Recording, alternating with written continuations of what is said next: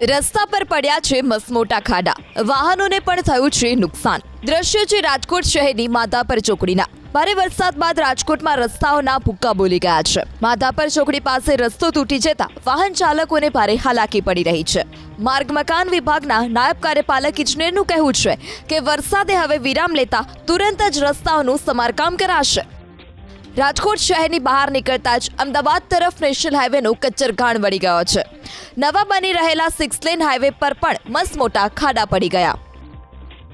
માલ્યાસણ ગામ પાસે ખાડાઓને લઈ ટ્રાફિક જામ થયો। હજુ તો 6 લેનનું કામ પણ ચાલી રહ્યું છે, ત્યાં જ હાઈવે તૂટી ગયો। બામણબોર નજીક રાજકોટ અમદાવાદ હાઈવે ધોવાઈ ગયો છે। હિરાસર એરપોર્ટથી 5 કિલોમીટરના અંતરે આખો હાઈવે તૂટી ગયો। નેશનલ હાઈવે ઓથોરિટી દ્વારા હાઈવેના સમારકામની કામગીરી શરૂ કરાઈ છે। તો રાજકોટ શહેરના ટેબર રોડ પર ગટરોના પાણી ફરી વળ્યા। ગટરો બ્રેક મારતા ગંદા પાણી રસ્તા પર ફરી વળ્યા। આ વિસ્તારમાં કેમિકલવાળું પાણી છોડાતા ગટરોમાંથી કેમિકલયુક્ત પાણી નીકળ્યું। રાજકોટ શહેરની સાથે જિલ્લામાં પણ વરસાદે તારાજી સર્જી। ધોરાજીના જૂનાગઢ રોડ પર પ્લાસ્ટિકના કારખાનાઓમાં વરસાદી પાણી ફરી વળ્યા। કારખાનાઓમાં ઘૂંટણસમા પાણી ભરાતા કારખાનેદારો અને મજૂરો મુશ્કેલીમાં મુકાયા।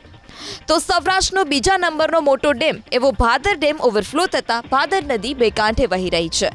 જેતપુરના કેરાળી ગામ પાસેથી પસાર થતી ભાદર નદીના પાણી કોઝવે પર ફરી વળ્યા। કોઝવે પાણીમાં ગરકાવ થતા 8થી વધુ ગામના લોકોને 10થી 12 કિલોમીટરનો ફેરો કરવો પડી રહ્યો છે। ઉપલેટા તાલુકાના મોજ ડેમના દરવાજા ખોલી પાણી છોડાઈ રહ્યું છે। મોજ ડેમમાંથી પાણી છોડાતા ગઢાળા ગામનો મુખ્ય રસ્તો પાણીમાં ગરકાવ થયો।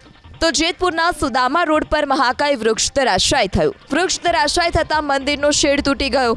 સદનસીબે કોઈ જાનહાનિ નહીં।